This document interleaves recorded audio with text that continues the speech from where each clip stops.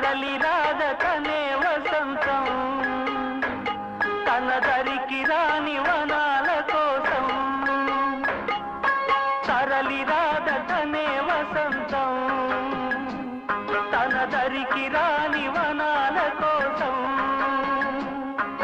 గగనాల దాకా అలసాగకుంటే మేఘాల రాగం ఇలా చేరుకోదా తరలి రాదతనే వసంతం తన దరికి రాని వనాల